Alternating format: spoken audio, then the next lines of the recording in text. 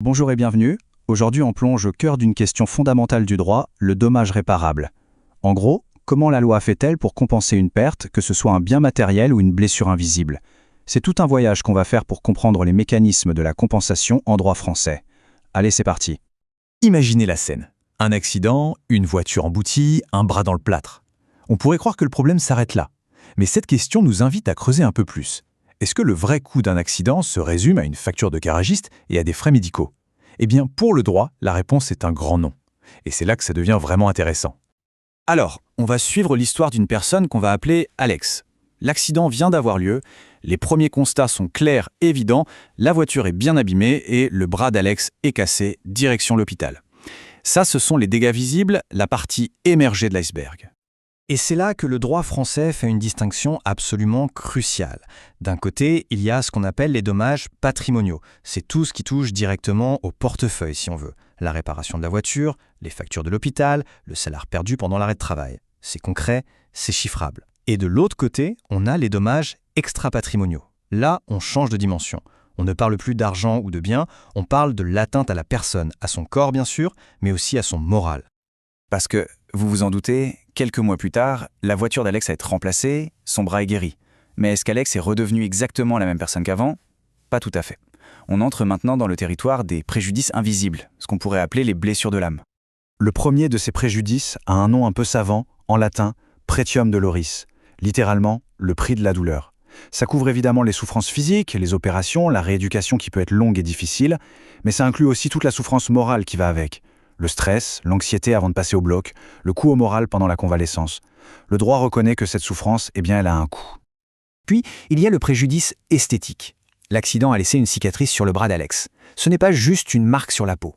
C'est une modification de son apparence qui peut durablement affecter la façon dont il se perçoit, sa confiance en lui. Et ça aussi, la justice cherche à le compenser.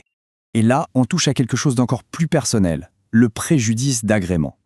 Imaginez qu'Alex est un grand fan de football. Il jouait tous les week-ends avec ses amis, c'était sa passion. Mais depuis sa blessure, impossible de rejouer comme avant. Cette perte de la possibilité de pratiquer un loisir qu'on aime, ce plaisir qu'on vous a enlevé, eh bien ça aussi, c'est un préjudice reconnu et indemnisable. Et l'histoire ne s'arrête pas à Alex, parce qu'un dommage, ça a des ondes de choc. Sa famille, ses amis proches, ils le voient souffrir, ils s'inquiètent pour lui. Eux aussi subissent un préjudice, on les appelle les victimes par ricochet. Leur peine, leur souffrance morale, c'est ce qu'on nomme le préjudice d'affection. Et oui, il peut lui aussi donner droit à une réparation. Ça montre bien à quel point les conséquences d'un seul événement peuvent être vastes. D'accord, donc on a identifié toute une série de préjudices, visibles et invisibles. Mais les identifier, c'est une chose. Obtenir réparation, c'en est une autre. Pour Alex, c'est le début d'un parcours judiciaire. Il ne suffit pas de dire qu'on a subi un dommage, il faut le prouver. Pour que la machine de la justice se mette en route, il faut réunir 3 conditions. C'est un peu comme un puzzle à 3 pièces. D'abord, il faut un dommage. Alex doit prouver l'existence de tous ses préjudices. La voiture, la cicatrice, la perte de son loisir, tout. Ensuite, un fait générateur. Il faut identifier clairement l'événement qui a tout déclenché. Ici, c'est la faute de l'autre conducteur. Et enfin, et c'est crucial, le lien de causalité. Il faut démontrer que le dommage est bien la conséquence directe du fait générateur. Si une seule de ces pièces manque, tout le dossier s'écroule. Bon, imaginons qu'Alex a réussi. Il a apporté toutes les preuves et la justice a reconnu l'ensemble de ses préjudices. La grande question maintenant, c'est comment on répare?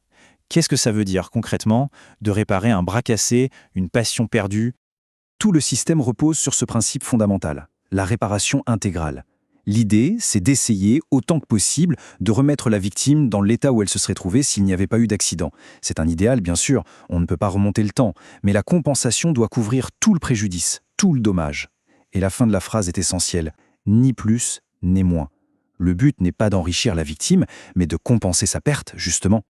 En pratique, il existe 2 grandes manières de réparer.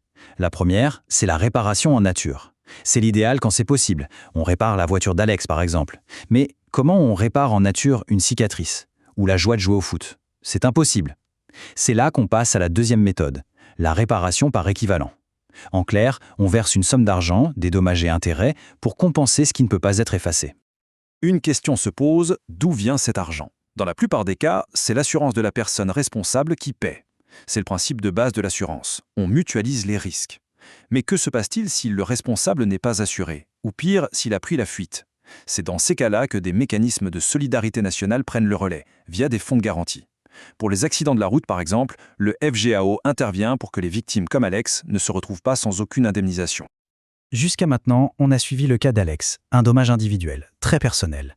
Mais le droit est une matière vivante qui évolue avec la société. Et aujourd'hui, il reconnaît que la victime n'est pas toujours une personne. On va donc élargir complètement notre perspective. Cette simple phrase, c'est une petite révolution juridique. Ça nous oblige à repenser ce qu'est une victime. Et si la victime, c'était un littoral souillé par une marée noire, une espèce animale menacée par la pollution, un écosystème entier? Depuis une loi de 2016, le préjudice écologique est officiellement reconnu dans le droit français. On ne parle plus d'un dommage causé à une personne ou à ses biens, mais d'un dommage causé à la nature elle-même. C'est une avancée majeure qui fait suite à de grandes catastrophes écologiques comme le naufrage de l'Erika. Il s'agit de reconnaître que porter une atteinte grave et durable à l'environnement, c'est un préjudice en soi. Mais si la nature est une victime, qui peut parler pour elle devant un tribunal? Qui peut être son avocat? La loi a prévu une liste d'acteurs qui peuvent agir en son nom. Il y a bien sûr l'État, des agences spécialisées, les mairies, les régions et, rôle très important, les associations de protection de l'environnement. Toutes ces entités peuvent maintenant aller en justice pour demander réparation au nom de la nature. On est parti du bras cassé d'Alex et on arrive à la protection juridique des écosystèmes. Ce parcours montre à quel point le droit est capable de s'adapter, d'évoluer pour répondre aux nouvelles préoccupations de notre époque.